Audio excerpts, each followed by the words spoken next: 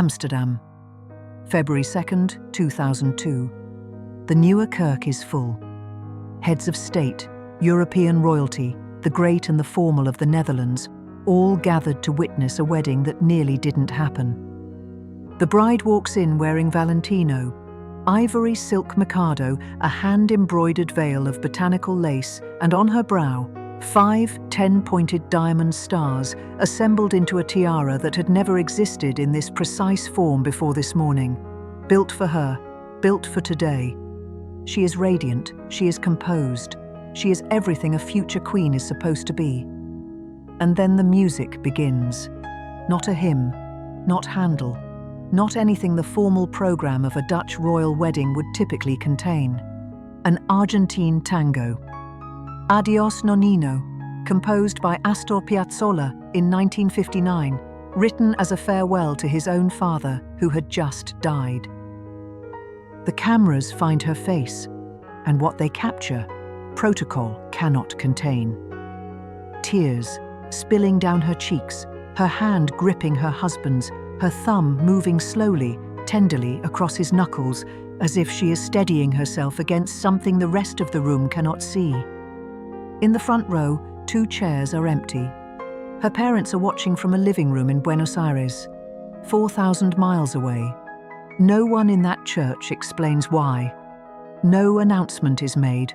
The program continues. The ceremony proceeds.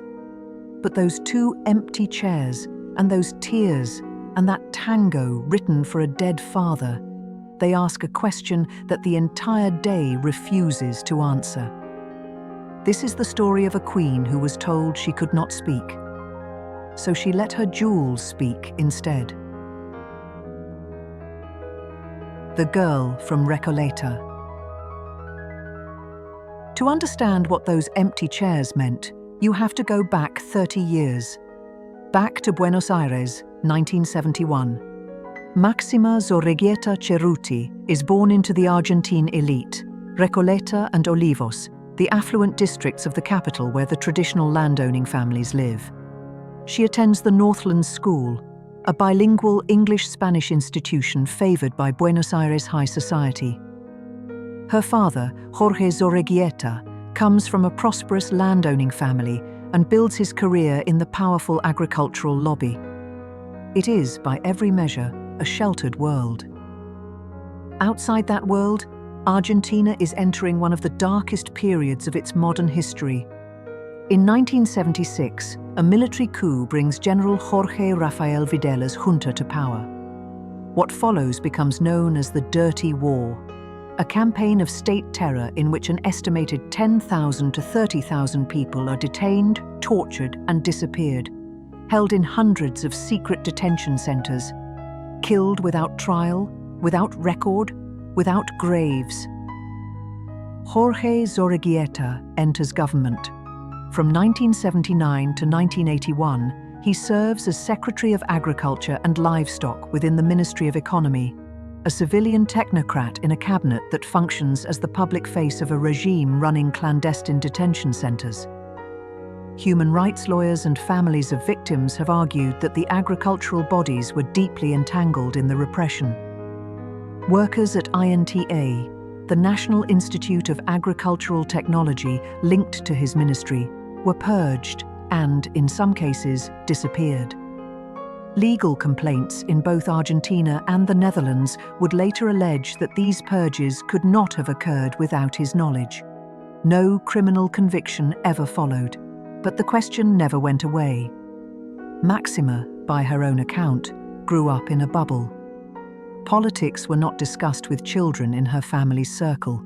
The scale of the regime's violence was something she encountered obliquely, if at all. And here is where the story becomes specifically Dutch, and this matters enormously for what comes later. In 1978, the World Cup is held in Argentina. Dutch journalists, including Frits Barend and Jan van der Putten, travel to cover it.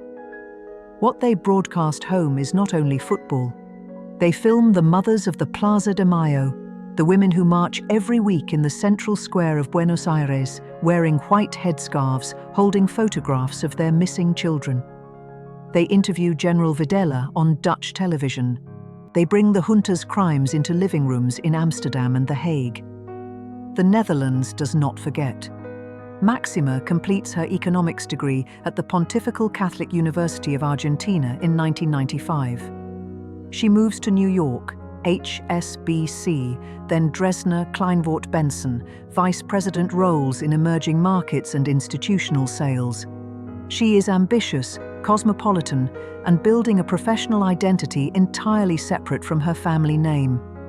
In April 1999, at the Seville Spring Fair, she is introduced to a blonde Dutchman who gives his name simply as Alexander. When he later tells her he is a prince, she reportedly assumes he is joking. There are no jewels in this part of the story, deliberately. The pre-royal Máxima is a banker, an expatriate, a woman whose identity is professional, not ornamental. The contrast with what comes later is the entire point. He cannot come. When the relationship becomes public in 2000 and 2001, Dutch media connects the Zorreguieta surname to Videla almost immediately. Prime Minister Wim Kok's government responds by commissioning an independent historical investigation. The task goes to Professor Michiel Boud, a respected Latin America specialist at the University of Amsterdam. His mandate: assess what Jorge Zorreguieta likely knew during his years in the junta's agriculture ministry. Boud's conclusion, delivered in 2001, is carefully worded and devastating in equal measure. It was, he writes, inconceivable that a cabinet-level official in Videla's government could have been unaware of the widespread human rights abuses taking place. At the same time, he finds no documentary evidence that Zorreguieta personally ordered or directly participated in acts of repression. Morally implicated, not a direct perpetrator, it is a distinction that satisfies almost no one. In Parliament, parties across the spectrum debate whether the future Queen's father can be received as an honoured guest at a state occasion. The Dutch House of Representatives must approve a special bill consenting to the marriage. Without it, Willem-Alexander would have to renounce his claim to the throne. Behind palace doors, the confrontation is stark. Max van der Stoel, former foreign minister and human rights advocate, is appointed as the government's negotiator. At a meeting at Noordeinde Palace, he sits with Queen Beatrix, Willem-Alexander, and Prime Minister Kok. According to notes that later emerge, Kok states it plainly: he cannot come. The Queen, unused to such directness, is reportedly shocked. Willem-Alexander, furious and protective, suggests at one point that he would relinquish the kingship rather than abandon the relationship. In the end, Jorge Zorreguieta publishes a letter in the Argentine newspaper La Nación. He will not attend his daughter's wedding. He frames it as his own choice, made to avoid controversy that could harm her future. His wife, Maria del Carmen Cerruti, chooses not to attend either, out of solidarity with her husband, unwilling to split the couple's parents across the front row. The parliamentary consent bill passes. The marriage is approved.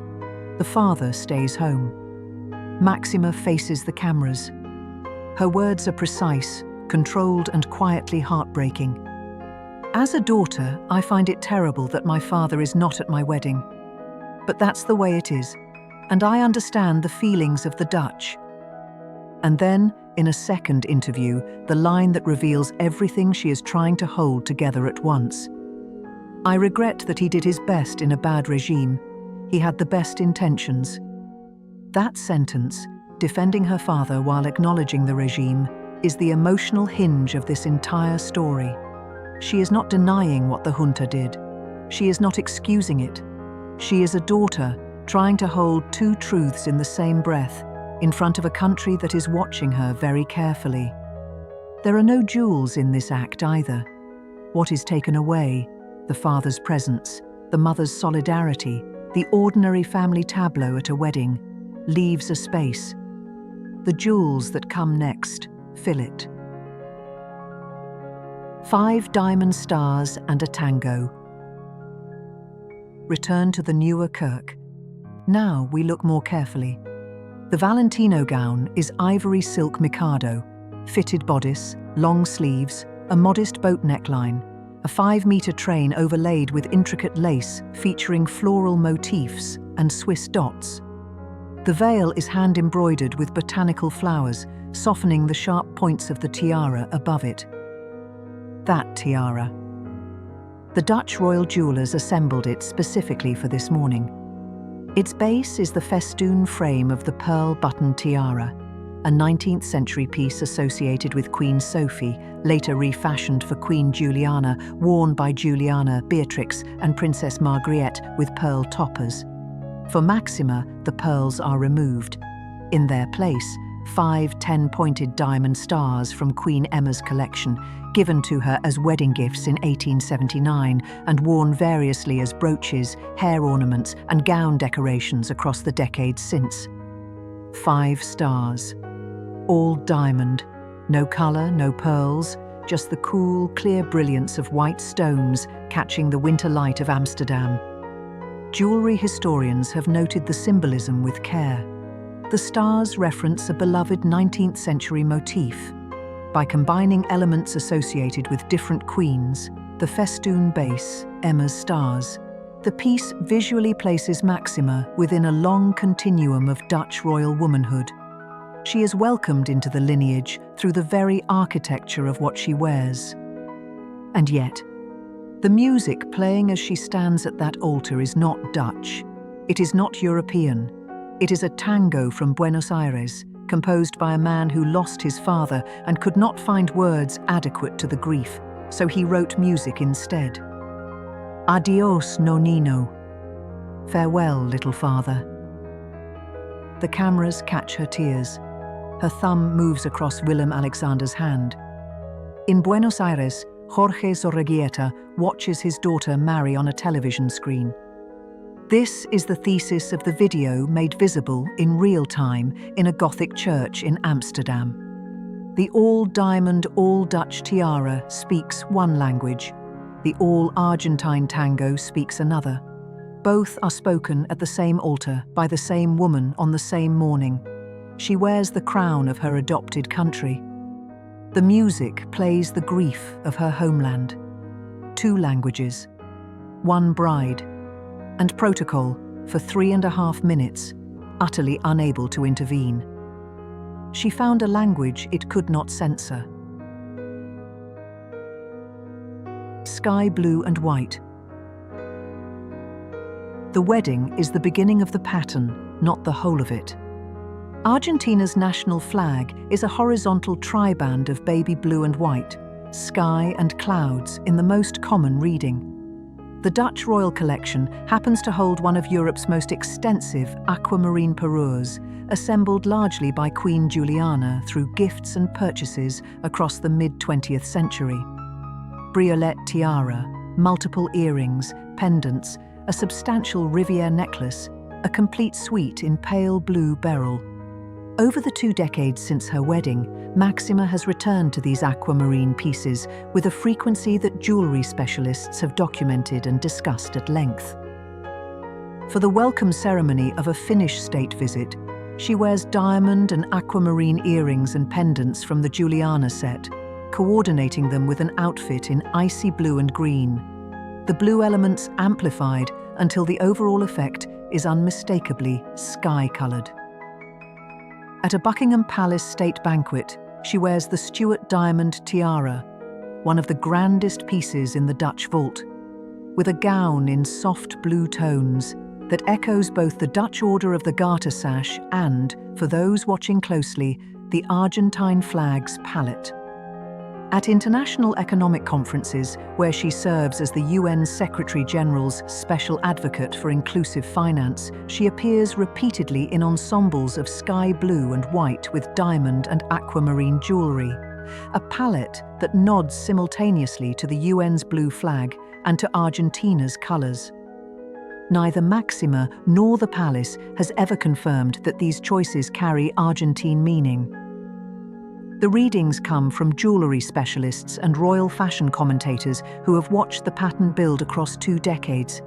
But the pattern is there, and it is genuinely difficult to unsee. Alongside the aquamarines, there are the floral motifs, her wedding veil's botanical embroidery, the diamond flower earrings, ornate studs suspending pear-shaped drops that she wore on her wedding day and has returned to repeatedly since, sometimes with different pendants, always with that same quality of organic warmth. The ruby peacock tiara, long unworn, which she revived in 2009 for a Swedish state visit and has since brought out for gala occasions, including diplomatic corps dinners. Its exuberant curves, its ruby and diamond feathers fanning above her brow.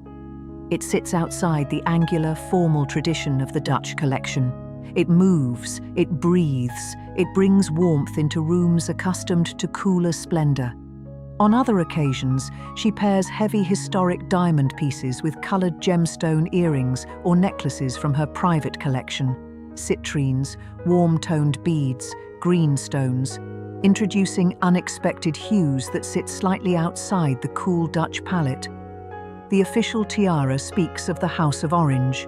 The private pendant, the vivid dress color, whispers of somewhere else entirely. She has said, in interviews about her identity, "I am Latin and I will continue being Latin. I dance, I sing, and I will keep on dancing and singing." The jewels say the same thing, just more quietly. The Queen in Black. August 8, 2017. Jorge Zorreguieta dies in Buenos Aires at the age of 89 after treatment for non-Hodgkin's lymphoma at the Fundaleo clinic. Palace statements confirm that Queen Máxima is at his side when he dies. She, King Willem-Alexander, and their 3 daughters travel to Argentina for the funeral, held on August 10th at a memorial park in Pilar. A private ceremony described as being held in closed circle. For the first time, photographs show the grandfather with his granddaughters at a publicized event. But the event is in Argentina, not the Netherlands. He never attended a Dutch state function. He never saw his daughter take center stage as queen at her inauguration in 2013, an absence she acknowledged in interviews as a painful but necessary continuation of the wedding compromise. He was permitted to attend the christenings of his granddaughters, which the Dutch government classified as private religious ceremonies rather than public state events. But the inauguration, the state banquets, the formal occasions of her reign, those he watched, if at all, from Buenos Aires. At the funeral, Máxima wears black. Minimal jewelry, small stud earrings, simple pendants, nothing that draws attention away from the fact of a daughter burying her father. In the weeks that follow, her public schedule is light. When she does appear, she wears dark or muted colors. Detailed records of her outfits from late 2017 show a prevalence of small studs, simple necklaces, brooches worn close to the body, a marked contrast with her usual exuberant style. The absence of jewelry becomes its own vocabulary. A woman known for letting color and stone speak chose in grief to let silence and simplicity speak instead. The missing sparkle says more than any tiara could. In 2002, she stood in Amsterdam in diamonds, crying to a tango about a father she could not have beside her. In 2017, she stood in Buenos Aires in black, burying the father she was never allowed to publicly honor in the country where she is queen. The mirror image of the wedding. The same story, told in reverse. The language protocol couldn't censor. Here is what 24 years of watching her has taught us. Máxima operates in 3 registers simultaneously. There is the protocol layer, the correct insignia, the appropriate tiara, the expected parure for a state banquet. There is the diplomatic layer, colors and gemstones adjusted to acknowledge the country or community she is engaging with. And then there is the personal layer, the one that runs beneath the other 2 like a current. the aquamarines that carry the Argentine sky, the floral motifs that carry the warmth of Buenos Aires gardens, the tango that carried a daughter's farewell when nothing else could. She never broke with the Dutch royal script. She never dressed to punish or to scandalize. She never gave an angry interview or staged a public confrontation. She simply chose aquamarines when she could have chosen sapphires, floral earrings when she could have chosen geometric, a tango when she could have chosen a hymn. Every jewel in this story was a gift, from Queen Beatrix, from the Dutch state, from a vault built across 150 years of royal collecting.